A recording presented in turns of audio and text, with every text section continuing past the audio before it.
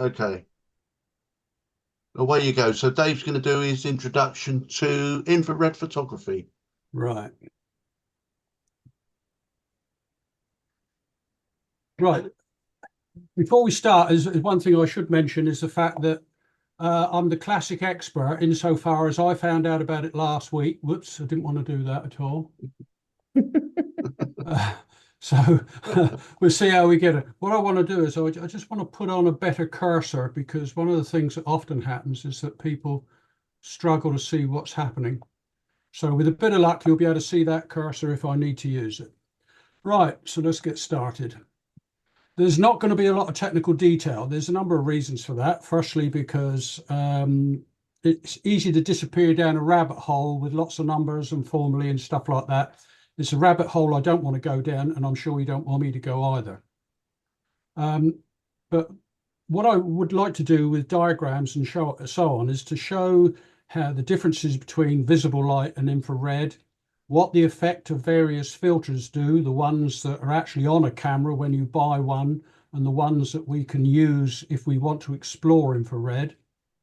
Then I will show some examples of what the different filters will give you. It's not a lot because it doesn't need to be. And then if that starts to get you interested, I'm going to look at the main ways that you can experiment with infrared, from minimum cost to maximum cost. I'll look at some of the things that you have to keep an eye open for, which can catch the unwary. And I'll use one or two examples of other photographers' work to show what can be achieved by people who really know what they're doing. So that's the plan. So, as I just said, we'll look at the various types of light and why use infrared.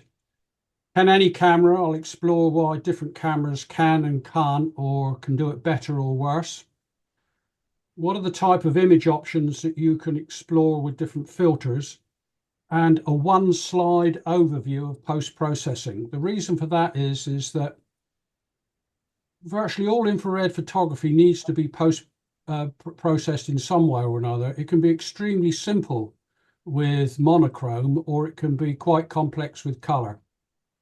And then I'll look from my perspective on the advantages and disadvantages of infrared photography. So this particular picture here, I just need to move part of the screen, which is blocking my view. This here illustrates the difference between the various bits of light that we can see. Visible light is from sort of violet lilac up to red. Below that, we get ultraviolet, which we're all aware of because when we go and take photographs in mountains, we'll often put on a UV filter because there's so much ultraviolet in mountainous areas that we're trying to cut it out. Infrared we're less aware of, and part of the reason for that is also the fact that all modern cameras have a filter in front of the sensor which does its best to cut out the ultraviolet at the bottom, but we know not overly successfully because we sometimes need an ultraviolet filter.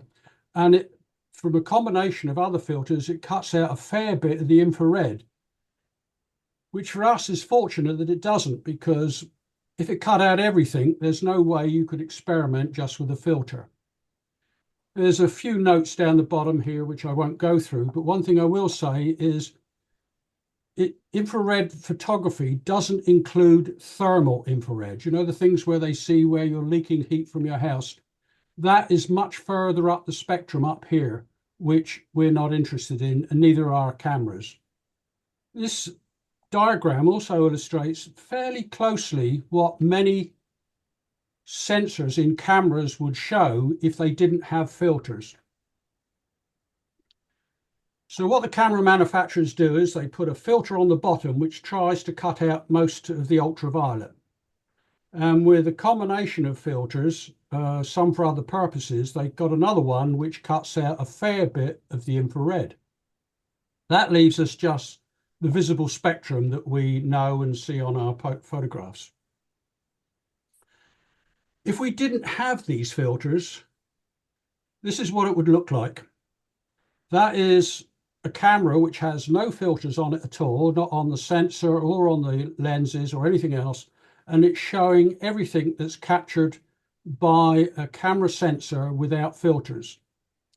It's using automatic white balance, but even if I put in a different white balance, it would still look pretty awful. And you can see there's an awful lot of blue overload from the ultraviolet. One of the things we do when we convert a camera and we say we're going to make this an infrared camera is they actually remove the filter from the sensor. When they remove that filter from the sensor, we end up with what's called a full spectrum camera, and that includes all the UV and the infrared that the camera sensor is capable of recording. Not a lot of use necessarily to us terrestrial photographers, but as I understand it, the ghost hunters love them on the basis that most ghosts are not visible to the eye, so they must be ultraviolet or infrared. The fact that nobody's ever seen a convincing photograph that I know of suggests that they're still looking.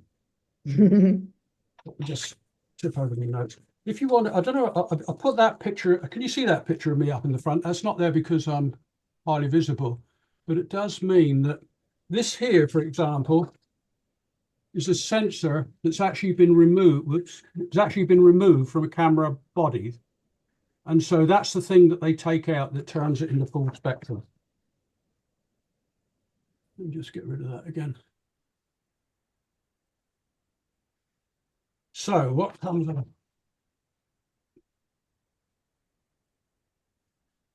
So what do sensor infrared filters do? You get a number of options for infrared filters, and this diagram illustrates two of the most common. One of the most common actually restricts everything except infrared. The difference between these and a camera filter is these are pass-through. They allow the infrared to pass through and get to the sensor. What they're trying to stop is all of the colors below. So the one that is very common, they measure these things in the wavelength in nanometers, but it doesn't matter. They typically use a 720. That's a very common filter if you want photography, infrared photography, which is black and white. Another one that's very popular is 570, 580, something like that. And the reason they use that one is because it lets some of the visible light in. So you get all of the visible red, orange, yellow, and a good part of the green as well. So those are the two very common filters that people will use. There are plenty of others.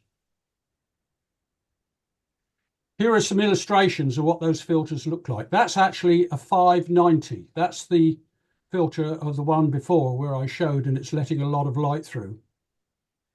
That one there is a 690. You can see how dark that is. And I've looked at other photographs of these filters, and I can just about see a hint of red in that, whereas you can almost certainly see nothing. This one here is a 720, which, as you can see, is almost black.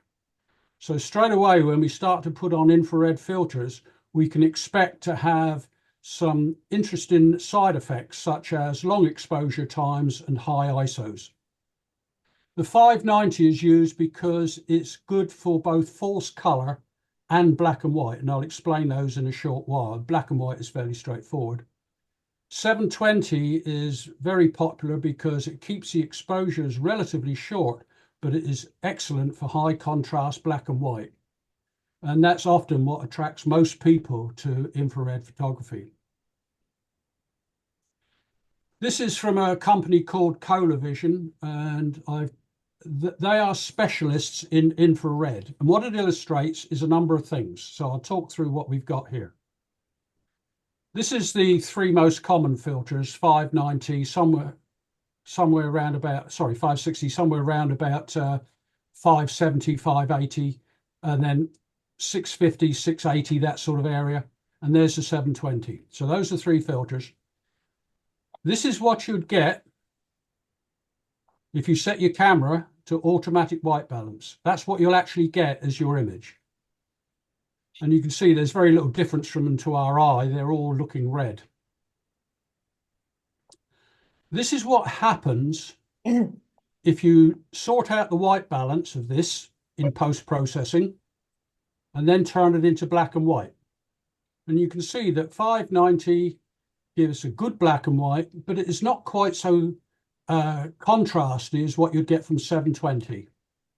And the 665 is somewhere in the middle. If you look at this, which is not white balanced, this first row is what it looks like when it is white balanced. And so you can see it's starting to look like a typical sort of infrared photograph, which has these unusual colors. Now, a very interesting technique that people who are interested in color imagery do, if you look, there's a lot in this particular one, there's a fair bit of reddy orange in the sky. And there's a moderate amount of blue in the vegetation. So that's white balanced 590 filter. So what they do in photo processing is they actually swap the red and the blue over, literally just make the reds blues and the blues reds. And then you get this, which is a color swapped photograph from a 590 filter. As you go down the filters, remember that the 720 is much more dense. There's a lot less color in it, so you get a lot less color swap when you try to do it. So this is why people who are interested in false color infrared imagery will often pick a 590 or a 665, and they can get a black and white out of it, but they can also get a reasonable color swap. What do most people do? Having spoken to a handful of people who use infrared, there's myself, there's Keith, and there's a couple of other people I know as well from other directions. They either go for 720 because they want maximum contrast, black and white, with good shorter exposures and low ISOs, or they go for 590, lets them pick black and white or force color. So that's the main types of infrared photography that are typically used. There are others and specialist ones and so on. Why use infrared? Very popular for astronomy. Sometimes you see astrophotographs, they're often taken from the ground and they've got the Milky Way in the background and they look absolutely amazing. And what they are is typically long exposure photographs, 30 seconds and often longer, by various techniques using a conventional camera.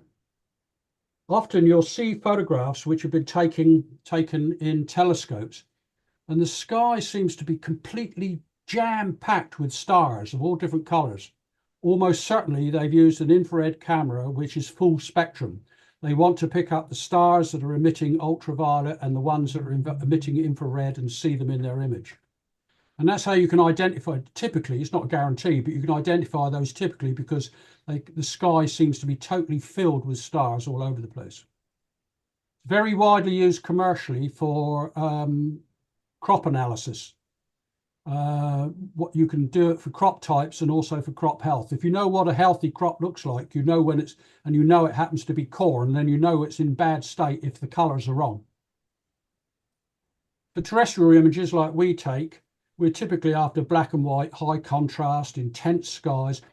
And if you get the light right, you end up with this vegetation, which is almost, the only word that describes it is ethereal. It's almost sort of halo effects and things like that. And depending which part of the spectrum we allow through, depending on the filter, color images can also look quite otherworldly. I put in a couple of my own, which you've already seen because I'm at the early stages of processing, and I put a couple in at the last competition we had. But I've also got one from a guy whose URL I've added at the end so that you can explore those, who really, really does know his stuff. So why would we want to use it? Well, every time we see one of our competitions, everybody suddenly latches onto a particular photograph because it's got that wow factor. It's something different, the way they've taken it, the view that they've chosen, the lens or whatever, something separates that photograph from the more ordinary. Well, infrared, black and white, or force color will certainly do that. And I put the last point on because it is a lot of fun looking at something you've seen every day and then seeing what the effect is with familiar things. And I'll give you a small anecdote.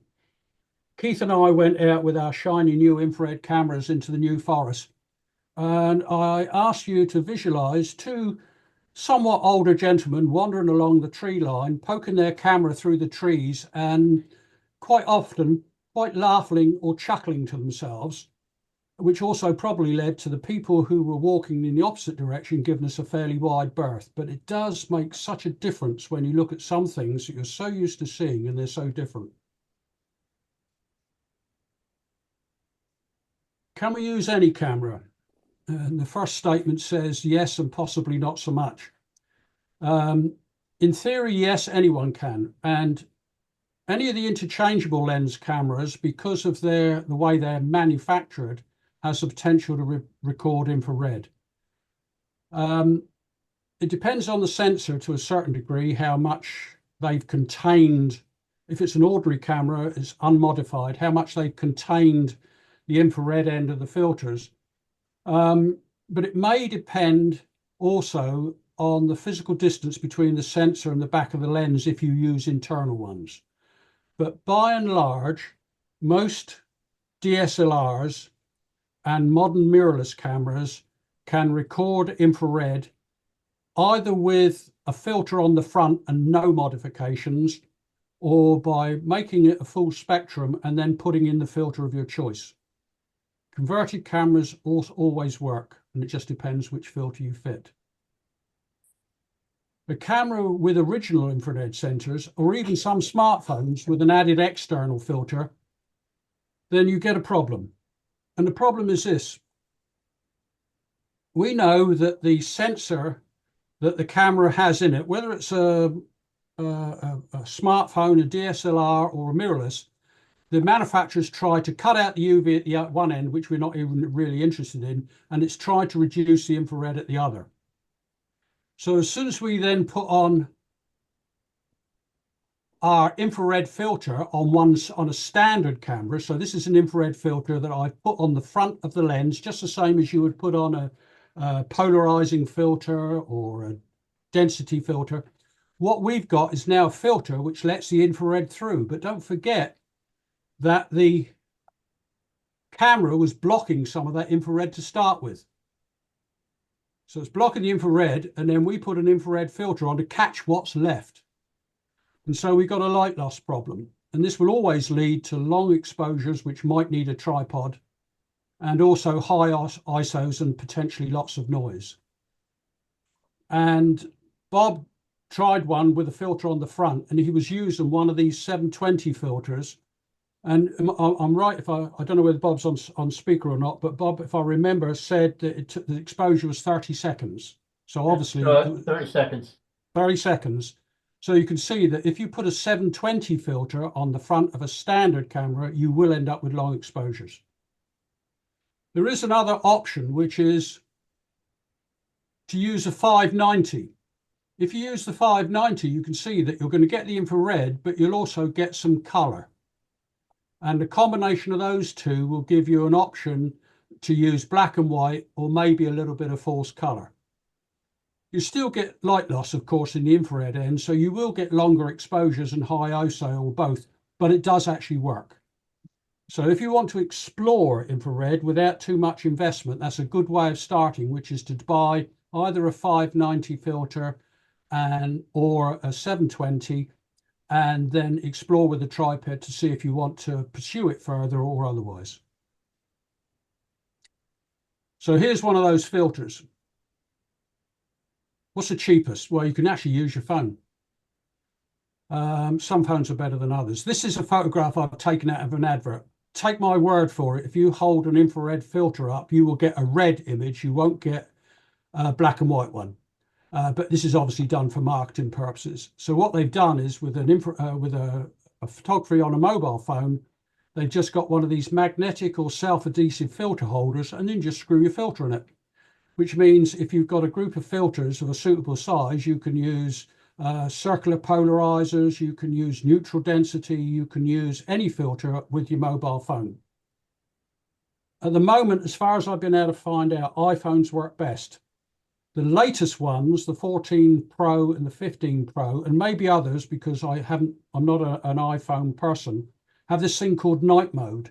And as soon as the exposure lengthens, they automatically go into a mode where you end up with what is effectively a crosshair in the middle of your screen.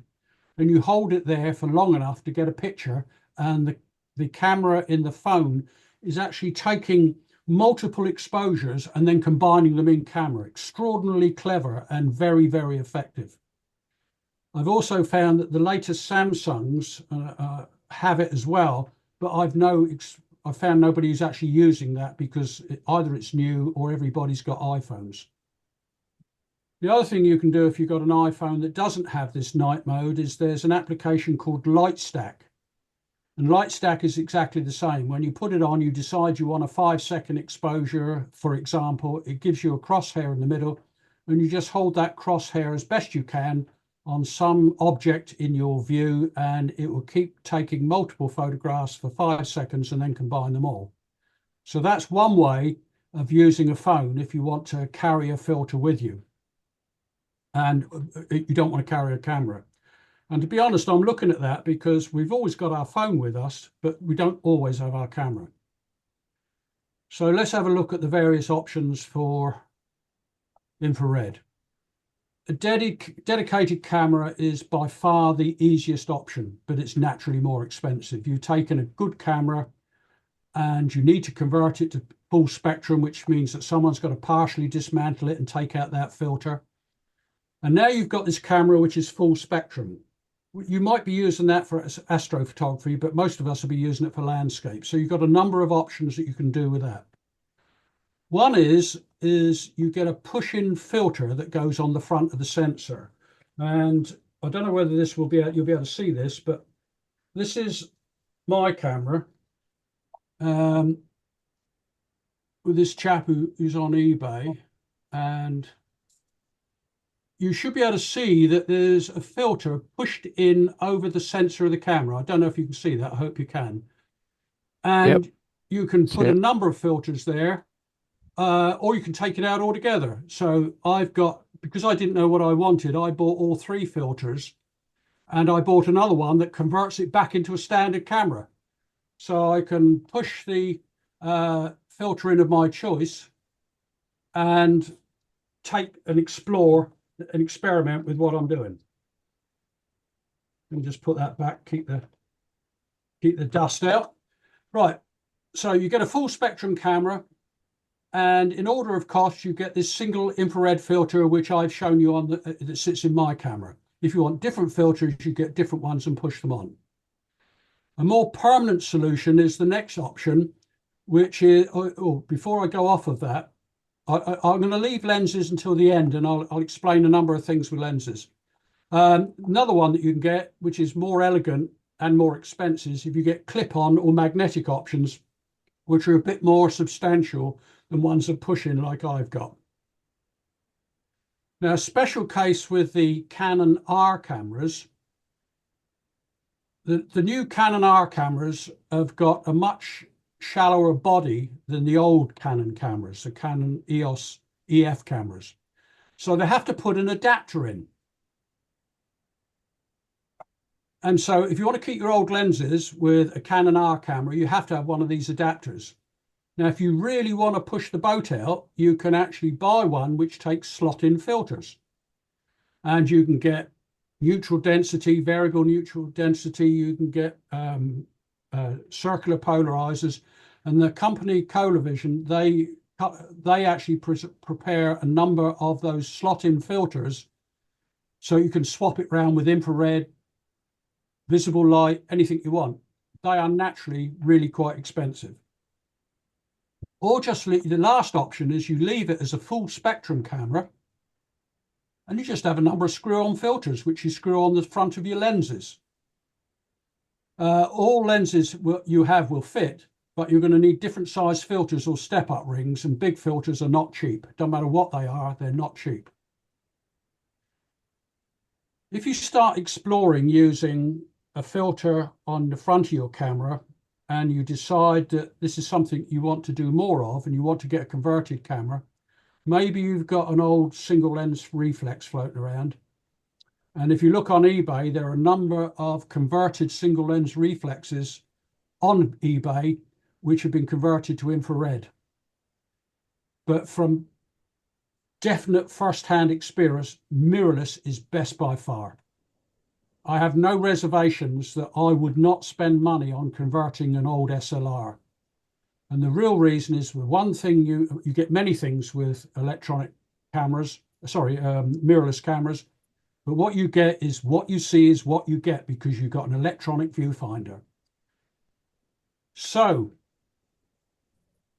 if you set your camera, which you can do with an electronic viewfinder, to view everything in black and white, and you put a filter either in the body or somewhere else, what you see in the viewfinder is pretty much what you'll get when you take that image off of your SD card and put it onto Photoshop or your other preferred processing. Focusing is really easy with an electronic viewfinder because the viewfinder is what you see is what you get. So if you're out of focus, you can tell. And if you're in focus, you know that you are. Exposure compensation is visible in real time. Because of the electronic viewfinder, you can put on a histogram and you can see where your histogram is, and you can adjust it in real time to get the density of the photograph that you want. So the problem with SLRs, they have an optical viewfinder, and they also use the optical viewfinders and electronic viewfinder or mirrorless cameras use a different focusing technique often. And the focusing technique in mirrorless cameras is far superior for infrared than that which is in an SLR. So you pays your money and you takes your choice. You can do with a filter on the front to explore it. That will cost you, depending on the size of your lenses, let's say 50, 60 pounds. I've got a 77mm filter. If anybody wants to borrow one for a couple of days or a week to try it out, then, and it's 77mm, so if you want to try it without spending any money at all, you're more than welcome to borrow it. Right, where do we get from there? That was a long section, but there you go. Post-processing, there's just one slide. All infrared images will need post-processing, even black and white. Black and white is by far the easiest. If you've not done the white balance in camera, you need to set it if you on your post-processing if you didn't do it. You may well wish to convert to pure black and white, and there are a number of techniques to do that which you're familiar with in your own processor. You may well use the histogram techniques to move the black and white point to fill your histogram right up. You will often need noise reduction and some gentle sharpening. False color can be a lot of work, which you can do with macros, but again, you still have to set the white balance. And if you're using some filters and you're using Photoshop, the white balance slider is not enough. You've got to do it with a separate macro. If you want to get fancy with the colors, then you've got to play around with red and blue channel swapping. Maximize the histogram for range and contrast, and of course, noise reduction and sharpening. Infrared is naturally quite soft, and there's a reason for that. It's not because so much that it's because it's infrared. It's because that infrared is best when there's plenty of sunlight. So it actually falls in quite nicely with our color photography, because in our color photography, we don't want to take photographs in the middle of the day because it's too bright and the shadows are too harsh and everything else. Well, you put your color camera away and you get your infrared one out, because that's exactly what we're looking for. If you take infrared in shadows, excuse me. If you take infrared in shadows, it just looks like a soft black and white. So there is always some processing, and even in black and white, not a huge amount in black and white, but there is some. This is an image, but this guy here, I borrowed one from his website, which shows false color channel swapping. Here's the original photograph with a lot of red in the sky, I think, and there is some blue. It looks almost lilac. That's because the red of the sky is shining through it. There's a fair bit of blue in the foliage. When you swap those channels, this is the early stage. This is when he'd just done it. So he's done nothing fancy. He's just swapped the colors, and you can see the sky is now blue. The tarmac, which is also gone to blue, and the trees have the hint of yellow or green in them. This is the one I put forward. This is one of the first photographs I took with infrared, which I was actually pleased with because it illustrates a number of things. Because of very high contrast, look how sharp that reflection is in the water. Water absorbs infrared quite intensively, so it goes black fairly quickly. And that means that anything that's light shines up really well in it. And of course, anything that's green goes almost white. And so you can see that you're getting great reflections if you've got water and vegetation near it. And it works wonders with the sky. When we were there, that sky was cloudy and it was all right, but it wasn't amazing. But it changed it, transformed it in infrared black and white. I also did this one where I was experimenting with colors and color substitution and all sorts of things, which you've also seen. But again, you can see the very light vegetation in the background and also the straw at the front and so on. What can you get if you actually know what you're doing? Well, you can get something like that. This guy, he pretty much only does, as far as I can tell, black and white and infrared. Now, there's sort of guidance for infrared. It looks better if the sunlight's behind you, and yet he shot it straight into the sun. Now, the reason that works is because if you want infrared to look great, you want green foliage, bright skies, clouds in the sky, or whatever. And you'd think that shooting into the sun, you wouldn't get much bright foliage. But of course, if it's early in the year, the foliage is not dense, either physically or in color. So he's getting a lot of infrared transmitted through the leaves rather than reflecting off them. So yeah, he's pretty impressive. And some of his stuff is very, very good. This is a channel swap stock photograph from one of the stock sites. It's not particularly amazing, but it illustrates what you can do if he's almost certainly done some selection of the objects and enhanced some and not others. It's interesting though how trees with virtually no foliage on them almost look as if they're snowing. Advantages and disadvantages. Well, it is a lot of fun. It's incredible to me the difference that you see in photographs when you look through a viewfinder of something which looks relatively ordinary. You get no clue about what's going to be dark and what's going to be light. You get some indication after a while and you can make some educated guesses, but even that's not foolproof.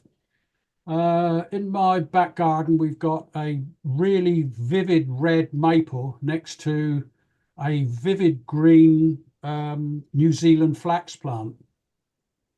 When I took an infrared photograph of them, they both came out white. So it's just so different. And you look at tarmac, it goes black because in almost whatever its color is, because it absorbs infrared. Similarly, water, things like that. Stone monuments can either go black or they can go white. And sometimes we went up to Winchester, and we went in a park, and there was this stone monument surrounded by trees. And it was very, very large, the monument. I took a photograph of it, and it vanished. I could just about make out an outline of it because they were reflecting pretty much the same infrared. What are the disadvantages, which seem to overload it? But you know, if you think back when you started to learn with a DSLR or whatever your first camera was, there were an awful lot of disadvantages to using that than using a box brownie with a film in it, which took care of everything. So when we learn something, there's always a lot of things that we probably didn't know about. One of them is obviously the cost. You can do it for a modest cost or you can do it for a lot of money. And my suggestion is to explore with a screw-on filter at first, recognizing that you're going to end up with longer exposures and you'll have to process a red color image into a black and white. When you can set white balance in the camera. If you don't, you will need extra work in post-processing, and you'll definitely need extra work in post-processing for false color. Long exposures and high ISO will always add noise. Infrared naturally tends to be a little flat and soft. So you need to work on contrast, extending the histogram, and false color can be a lot of work. This is an important point. Some camera lenses work really well and others don't.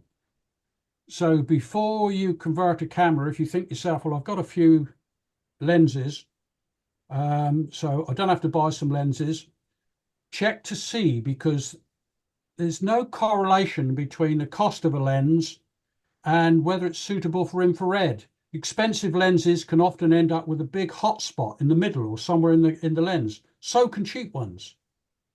So, and again, cheap or expensive makes no difference. Some will give you really good contrast and others won't.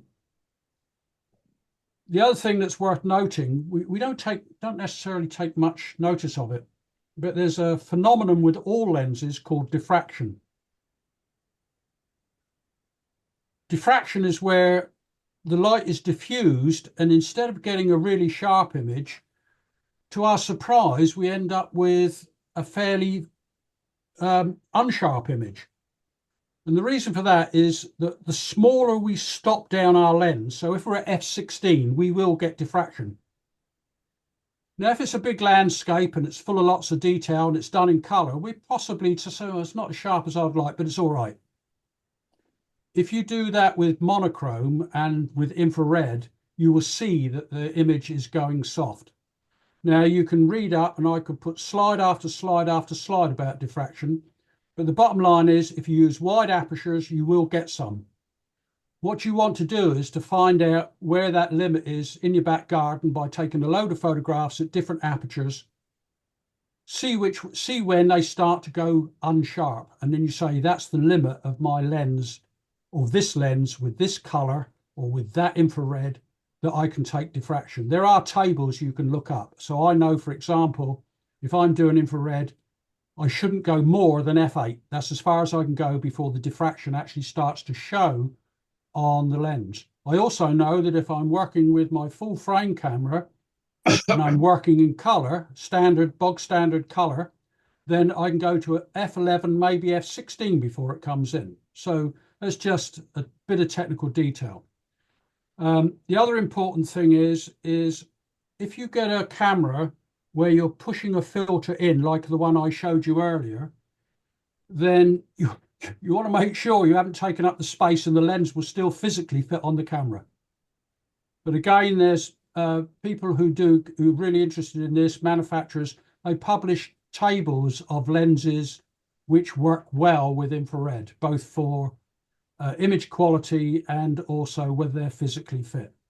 If anybody's interested in that sort of going to that point in the future, give me a shout and I can point you in the right direction. Here's some useful links. There are literally thousands of links. I found these to be particularly helpful. This is Kalari Vision, the people who have got some really good educational, there's probably 20 or 30 fairly extensive educational articles on many things, including infrared. All of them are geared to selling you their equipment, but you don't have to buy their equipment to do it. But if you do buy their equipment, be prepared. This is a guy who did mine. He's an astronomer by preference. He doesn't do landscape photography, but he converted his own cameras. He's obviously a technician of some form, He converted his own cameras for full spectrum, and so he advertises a service on eBay. It's much cheaper to contact him directly and say you spoke to Dave, okay? And it's either a smaller price or a larger price depending on how many filters you want to buy. Just as an example, Keith will correct me, but I think if you just have your own camera converted and you get one filter, I think it's about £130. He also sells a number of cameras himself, and the one that seems to be the favorite is the Canon EOS M series, because they're end of line, they're not making anymore, so the bodies are cheap, but they are an electronic viewfinder. But be careful if you go down that route, because you could have lens issues and so on. If you want to find out about, well, let's say, for example, diffraction, or how you might want to process your photographs, this guy here, Robert Reiser, he's Austrian, I think. He's obviously a committed enthusiast or a professional photographer. He's got lots of articles on his website, many of them to do with infrared, where he's explored different cameras, different lenses, different processing, different ways of doing white balance. There are some parts of his photography website you won't agree with, but that's so, well, I didn't put it that way, so I'm assuming that other people might know as well. And that, I think, brings me to the end. Yeah, infrared photography, I think it's great fun. It completely re-energized my interest in black and white. I really, I fell for it hook, line and sinker. It does need some, you get different styles, which is false color and black and white, and the choice of filter and post-processing, lesser extent of camera, will let you know what's available. It's very difficult to take 30-second exposures with an iPhone or a Samsung camera unless you have a tripod, or you have an application that allows you to take 10 to 30-second exposures. You will need to do some post-processing, and everything to do with infrared, same as with camera photography or any of your chosen hobbies, it's always a trade-off between function and cost. So maximum flexibility comes at a higher price, low cost if you're just using filters. And that's just about it. I think it took about 45 minutes, which is what I predicted, so I'm amazed. Well done, Dave. Right, I'm going to stop sharing now. Okay, that was very interesting, I think. Dave, I noticed on the internet you can buy some filters, the screw-on ones, for about 80 quid, or others about 20 quid. Do the cheap ones work? Just to try with? They would work, but I wouldn't bank on their sharpness. No, just it's yeah. I mean, if you buy a cheap one, that's it. If you buy a cheap one, if you're looking to save money, have a look at AliExpress. I bought because I wanted to explore it with my mobile phone as well, because quite simply, I've always got a mobile phone with me, so it wouldn't be that big a deal to chuck a filter and an adapter in my pocket. I found one filter, mine's a fairly large one, 77mm, because I can actually use that on my other lenses. So if I'm out and about with a color camera and I wish I had an infrared one, I could always slap that filter on. That was my thinking. An £80 filter costs me, I think it was about £40 with postage and VAT, because everything on AliExpress is VAT free. So you will always get charged VAT, and they charge it for you. So you can halve the price and get a slightly better one on AliExpress. If you just want a modest price just to explore, knowing that you'll probably chuck it away and get a better one if you're really interested, or move on to other things, then you could look at buying something that's low price, knowing that it's not going to work. Yeah, thank you. Any others? Yeah, I'm going to just one or two things to add to what you said, Dave. Very good summary, I think. People may not quite understand why it is that mirrorless works so much better than digital SLR. Yep. And I think it's helpful just to think that the camera is designed for visible light. Yep. So the exposure meter is working on visible light, not infrared light. Yep. The focusing system is working on visible light, not infrared light. And actually, infrared light focuses at a slightly different place. So with a digital SLR, if you convert that, you're kind of working in the dark. I Literally found with mine that the exposures were often out. I found that the focusing was out. The guy who did the calibration adjusts my focusing system to try and compensate, and that works for one lens, and one focal length, but not several lenses and a zoom function. So, and of course, with a digital SLR, the focusing isn't happening on the sensor, whereas with a mirrorless camera, it's focusing on the sensor, and therefore everything and exposure is determined on the sensor. Yes. And that's why, when you pick up a mirrorless converted camera, everything is just right, the exposure is right, the focus is right. Whereas if you use a converted non-mirrorless camera, you run into problems with these things. Yep, I'll amplify that just a little bit more as well. Sorry, one more thing then about the lenses. Of course, the lenses are designed for visible light, so they've got coating in their internal elements to stop flare and reflection and hot spots to do with visible light, not infrared light. And that's really why you end up with some lenses that perform poorly with infrared light. Yes. Okay, so those were some points I wanted to make.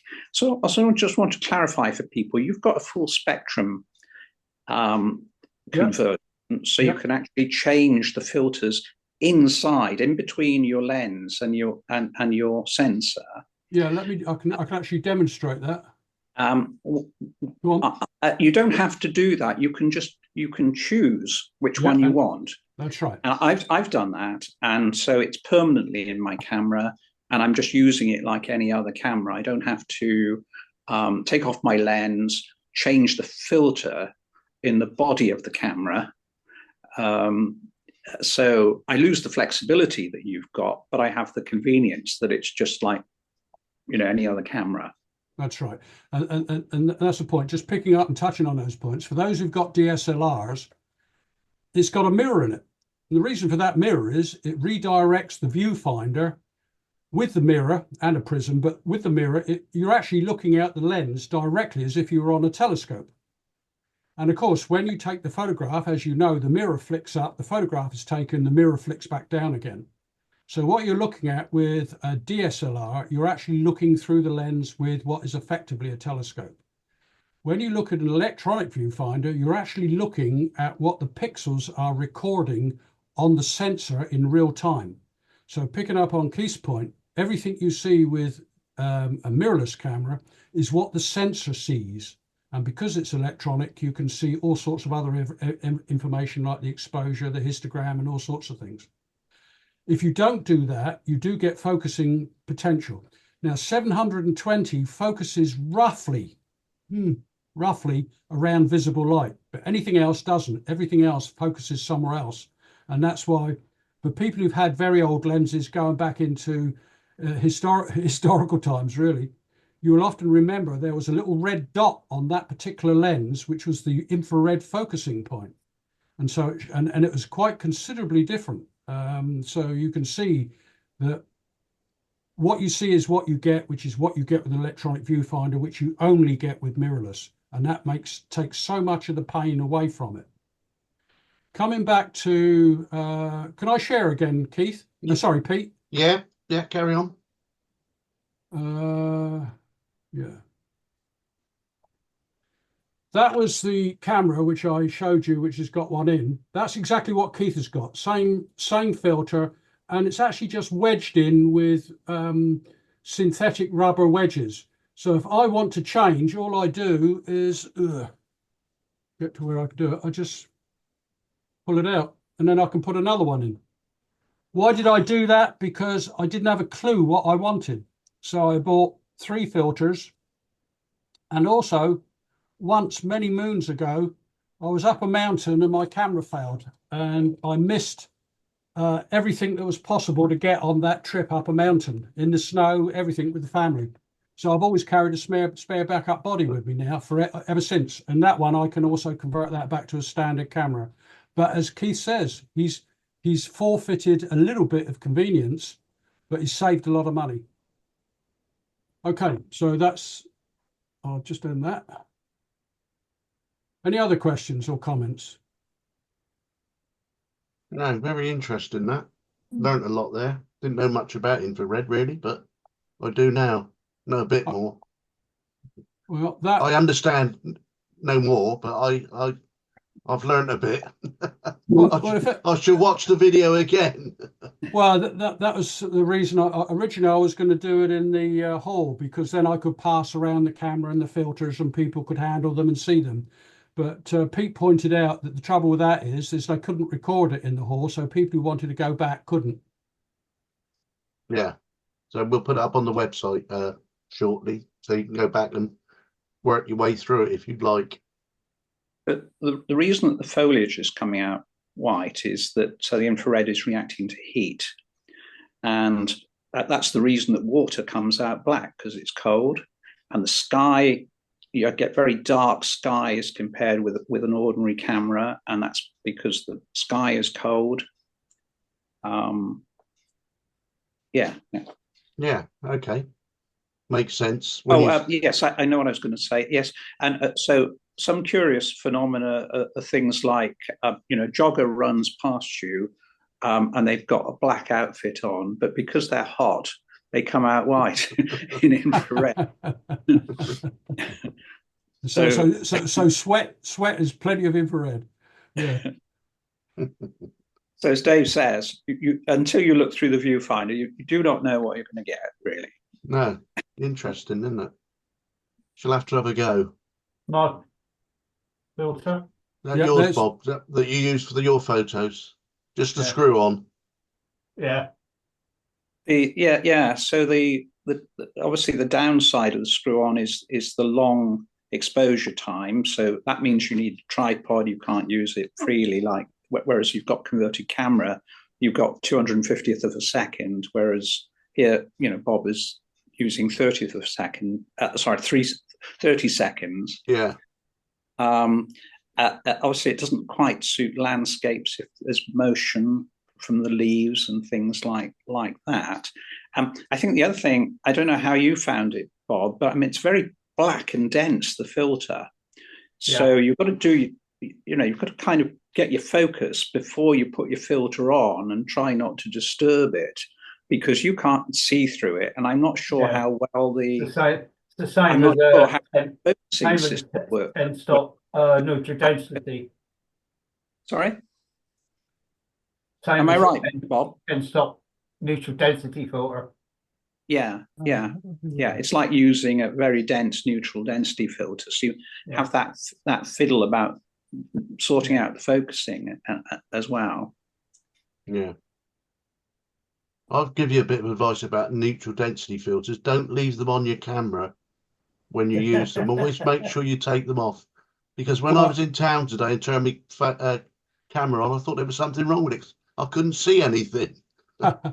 Well, just to put that into perspective, the one that Bob just showed, he showed you a 720, and here is a 560. Oh, right. And you can see straight through that. So you will be able to use that on another camera, but you do have the disadvantage that you won't get the extra hard black and whites. But what you will get is the ability to focus. And in addition to that, you can also see through the damn thing. Yeah.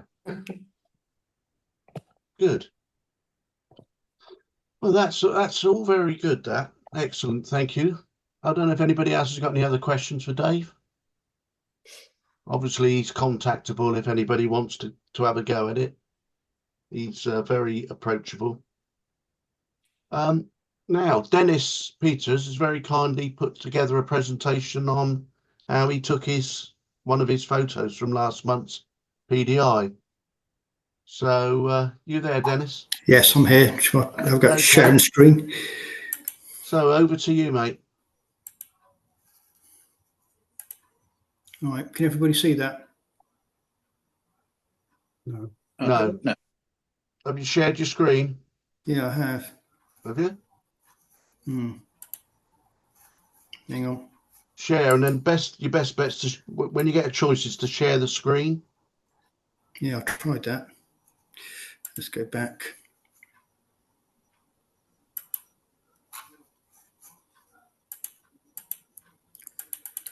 Why should not let me do it? There you go. Yeah. Yeah, you're there. That's good.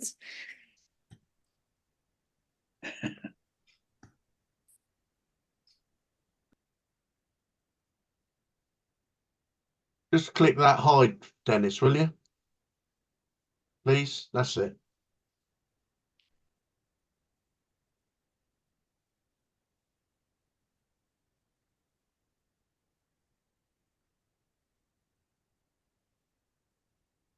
Hang on, he's muted.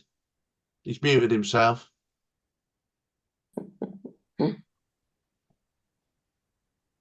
Speak to us, Dennis. Dennis, you've muted.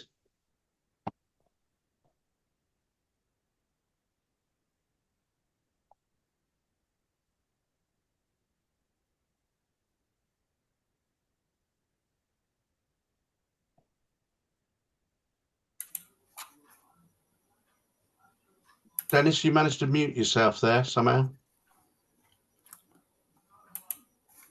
Right, is that any better? Yeah, No. I can hear you. Yes, I can't I sorry. can see hear you. you, but I can't see your screen. Oh, for God's sake. That's Halloween for you. Yeah. Spooky.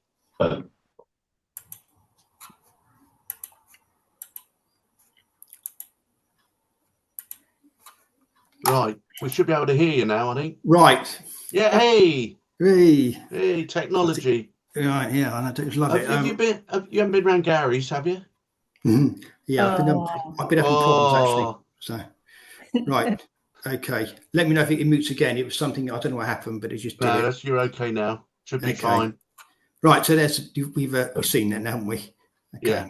So the first thing was to get the bits and pieces to make the project. So I grabbed a few of the toys, and there's some artificial grass on the right hand side, which you can buy that from B&Q. They're samples, but they make quite good scenes. So then I worked out what items going to need. So that's a mini softbox on the left, and there's a gel kit on the right that fit onto speed lights. And I use a red one. As you can see, the red one's got my reflection on it. So first picture. Initially, I worked out my setup. So a little sketch to work out how I'm going to set it up and what the plan is. No idea what that is. It's worth sometimes recording these things because if you want to repeat the projects, it's quite nice to know what you had and how they worked. So for this, I had a shutter speed which was synced to the flash for 125th of a second. The aperture was ranged between f11 and f14, and obviously ISO at 100 to reduce noise. So I had to build the scene. So I had to put it all together, put the bits and pieces together, line them up. And so that was how it was built. It took some time actually because things fall over, the trees fall over, the little dog kept falling over. That grass is very unstable. Yes. So it's yeah. So that's building the scene, and then I set up my lighting. As you can see, I use a good stand for the speed lamp. That's one with the gel in. It's got red gel in it, and there's the other lights there with the mini softbox on it. And I used I handheld the camera using triggers to fire the lights. Okay, so then I took pictures. There was probably about 40 in total, but there's just a sample of some of the ones I took of that one. So that took 6 hours to do that. So it was quite a long, drawn-out process. That was picture one. So picture two was actually the most complex one of the lot. By the way, this is all I took the pictures, not the order they appeared on the final product. So first thing to do was get the doll to reflect in the mirror, and not an easy task because the doll's head doesn't move. So I had to try and sit her up with the reflection in the mirror. And for those of you who are very observant will notice that that doll didn't work. So I've been bought on another one. Because that one has got the head set, it reflected better in the mirror. So she sat in the little table and chair scenario with the mirror. The mirror it is a proper mirror. It's a model mirror, but it is actually a proper mirror. So that was the easy bit. So again, little sketch to show how I was doing it. I needed the camera on the tripod because I was going to do superimposing of another picture, and hence I need to have exactly the same aperture, the same lining up and everything else, the same setup, so that they could work. So because of what I was using a tripod, I could bring the shutter speed right down and close the aperture to get a nice depth of field, and dispense with any of the external lighting, which didn't. I did try an issue with the flash. It didn't really work. The flash had a tendency to blow out the reflection in the mirror, which I didn't want. Obviously, I wanted the reflection to remain. So there's my setup, as you can see. And I think this also shows the scale of these things and how small the models are. So you'll see all the spare lenses here and bits and pieces and all my setup. I'm not the tidiest of workers. There's a trigger on the camera. Sorry, there's a shutter switch on there. So obviously it stops shutter shake. There it is there. So then again, I took the photographs. I have 20 or 30 of them simply of the model. And this is more tricky because obviously I couldn't move the camera, so I had to move the model around to get the right reflections and things. Did you not think of doing that in post-processing? Where's the fun in that? Oh, okay. Then the second part of the face was the skeleton. Now he was a real bugger, this skeleton. He would not stay sat in that seat, and I could not line him up. So I came up with a very, very ingenious method. I held it. This was quite tricky because obviously I then couldn't see what I was shooting. So I had to use the trigger, go back and have a look, and then trying to work out the angle of the camera, which obviously different from my angle of sight. But I got there in the end, and plenty of pictures. Right, so the last one was the simplest by far, thankfully. That's my plan. I was going to go out on a nice full moon and hold the model in front of the moon, and with a bit of offshoot flash to fill in, take the picture. And as you all know, for most of October, the sky was completely grey, no sun, no moon, no stars, no nothing. So I had to come up with an alternative solution. So what I decided was to project an image of the moon on my laptop and fix the model onto a stand. Although the camera's on a tripod, because I was taking only individual photographs, I did move it around. It was on the tripod purely and simply because it was easier for setting everything up. So as you can see there, I've got the moon projected on the back of the screen.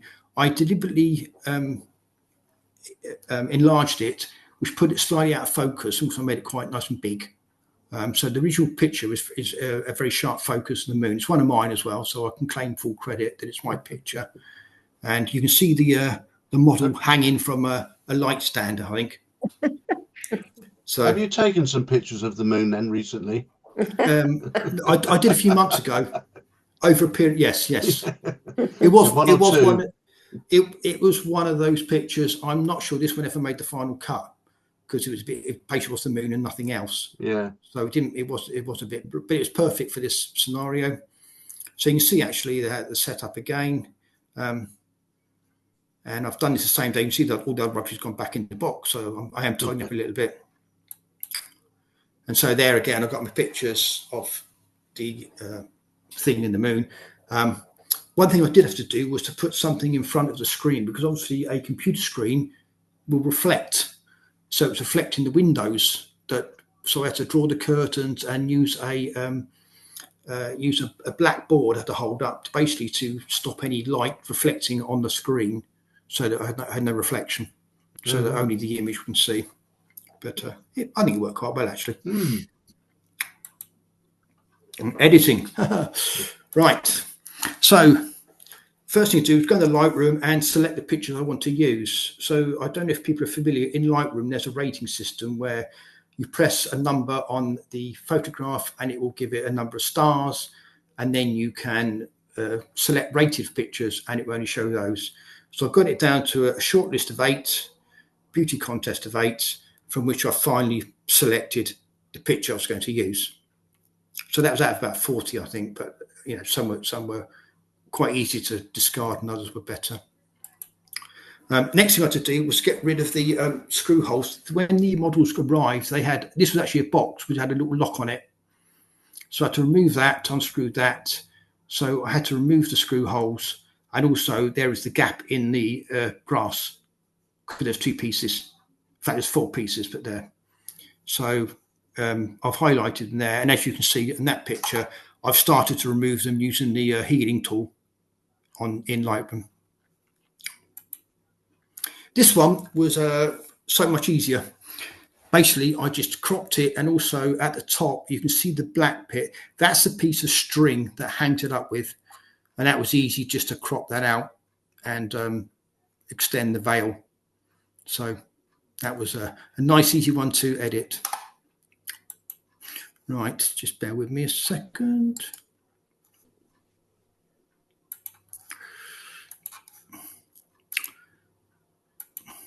Right, okay. Can we see that Photoshop? Yeah.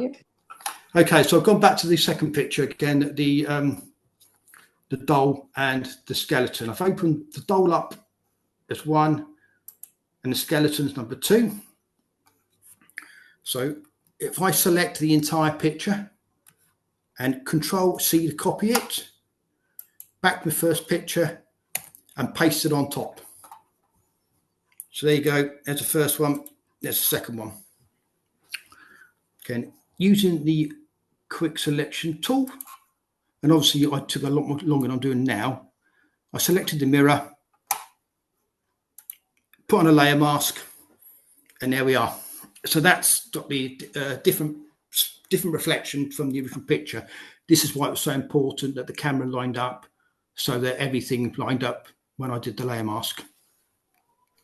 I didn't want that. I mean, it's okay. It's quite interesting, but I thought, well, let's have the actual mixture. So then I went on to the zoom in.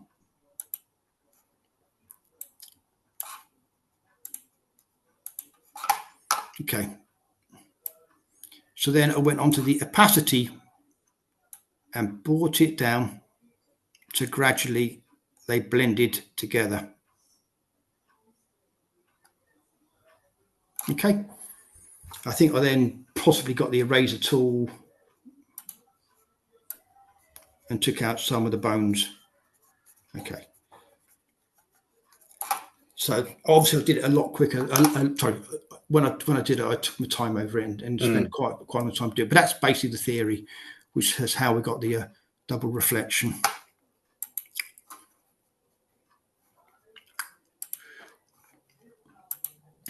So there we are. So there's the finished one. Nearly the last thing we need to do was crop it and fit it to size. It's the same size, obviously, as the one in front of the moon as well, because that was the that's how I wanted it to work. So there's my 3 pictures all ready for going. I went to Photoshop again. I opened up a new document with a nice, just a black background, created it, and then I added some grid lines to give me an idea of where to place the pictures. The frame is much bigger. Sorry, the canvas is much bigger than I needed, and that was intentionally so, because I then inserted my pictures, lined them up, and then put a crop round it to make sure the crop was even, the pictures were evenly spaced, cropped it, voila. And then you lot gave me a 7. Oh, after all that. So Yeah, well, I've got to say that could I point out that I don't do any scoring, so I'm not involved in that 7. Oh, you. Oh, Oh. I'll Or be you give me a honest with six you. and a half. Yeah. Anyway, so in a nutshell, that whole project took me, probably 3 days solid to do it. Oh There was a my lot of God. it took a long time.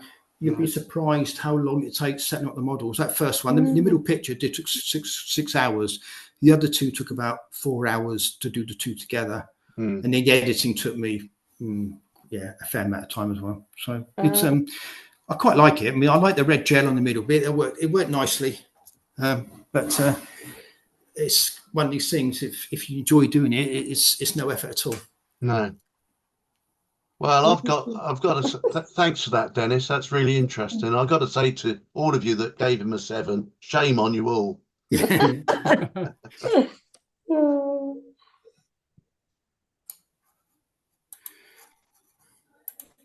Yeah, if you stop the, that's it. Oh, thanks for that, Dennis. That was interesting. Just Yeah.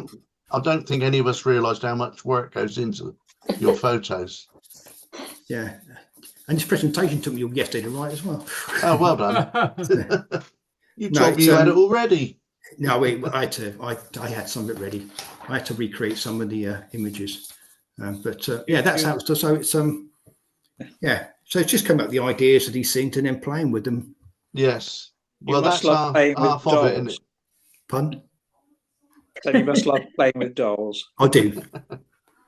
I do quite like. Funny enough, this started really from COVID when there was no models or availability. You couldn't go out. I thought, what can I photograph?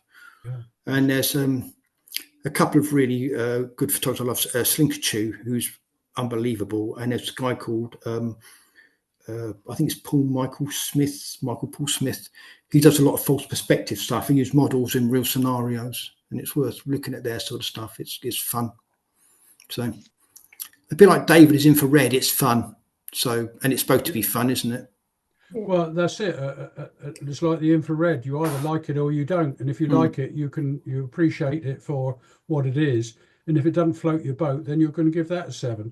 Yeah. So I think I sat just above you or just below you, Dennis. So don't get. I think you did. Yeah. Yeah. So, Yeah. and you know what? I don't care because they're a miserable bunch, aren't they? I don't either because it's so subjective. So Yeah, they've all got cloth eyes. yes. Yeah. No, it was quite a fun project to do, and it was just if you could have a competition late in October, I thought I've got to do something Halloweeny, and the pumpkins are actually chocolates, so they were lovely. You ate the pumpkin afterwards, yeah. So you ate the scenery. I did. I like models you can eat. So Will you Anybody be got able any- to use it on your course? I have it. Yeah, I sort of yes and no. Yes, I can. It's not part of the remit, but they have sort of it is my course. Yeah. What is better for my course is this tonight. The fact that you Doing the presented it. presentation is actually would earn me more points than actually doing the project. Ah, so there was another reason for offering to do the presentation, then, eh? Well, no, I didn't think of that at the Are time. we allowed but to yes, mark the presentation? doesn't matter. Because I would just tell them how we all loved it and applauded me, and no one. Yeah, No and one- then they'll look at the video on YouTube and Yeah. And go, well, was that it? So what course is it, Dennis? I'm doing HND Yes. photography. It's Wow. like Okay. it's like a second year of a degree course. At which college? Southampton. Southampton. Okay. Yeah, it's the old City College. It's not called City College anymore Yeah. because Oh, it's, is that the one that's Solent University? no, it's not. Oh, okay. No, it's not. It used to be the technical college many moons ago. Where is it? Down to Mary Street, then? Yeah, that's it. Yeah, Yeah. but Okay. they got merged with Fareham and Eastleigh, and hence Really? yeah, and hence it's part of the South Hants College Group or something. And so because of the merger, they're Fareham College, Eastleigh College, so they decided to call it Southampton College rather than City College. So, but it's, Well, more power to your elbow, Dennis. Anybody taken on an HND at any time, is not taking on something that's lightweight, which many people perceive it to be. It's nothing of the No, sort. it's a lot of work. My presentation, my workbook, which I've got to submit, is over 200 pages already, and the projects they give you are very challenging. When did you start? September? Yeah, I started this second year. I did H&C last year, at H&D, but yeah, so it's different. It's a higher. It's not, and the little sketches I did for my presentation, yeah, they'd expect to see that. So whenever you do a project, you don't just do the project, present the photographs. You've got to write up how you did it, all your techniques, your thinking behind it, what went right, what went wrong, lighting technique, weather conditions, risk assessments, health and safety concerns, model release forms are a big thing, general data protection regulations. So all this stuff comes into it. So and then there's also artist research and other bits and pieces. So it's not, non-trivial is the way we describe that. Yeah, I think it is. It's good though. You learn a hell of a lot, but it's also it's pretty challenging. It's a lot of hours every week. A commitment, isn't it? Yeah, it is. It's a commitment. Yeah, and it's not cheap either. No.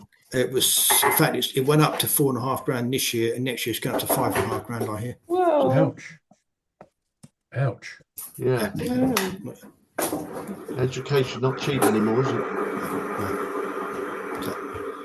Right. Okay. Well, thank you, Dennis, and earlier on, Dave. Thank you. It was there were two very good, interesting presentations. If anybody else, round of applause. Well done, Gary. I think if anybody else would like to volunteer to do some presentations on something you think would be of interest, let me know, because we always learn something from them, and learned a lot tonight. Right, next Tuesday, we were looking at, we're going to have an evening out in Southampton at the Christmas market, which would help if you want to get some photos ready for the Mount Leach Trophy. It actually opens this Friday, but I looked before the meeting and forecast for next Tuesday, weather-wise, is not too good. But I'll leave it until the weekend, because you know what the weather forecast is like. It changes. It won't be any good on Tuesday. I can predict that already. Sorry? I can predict it won't be any good on Tuesday. No. You're doing a trip. You know what I'm like for choosing a night out. If anybody's got a problem and it's a very dry country, give us a shout. I'll come over and get you some rain. According to my weather app, next Tuesday is 9 degrees during the day, 1 degree at night. Sunny.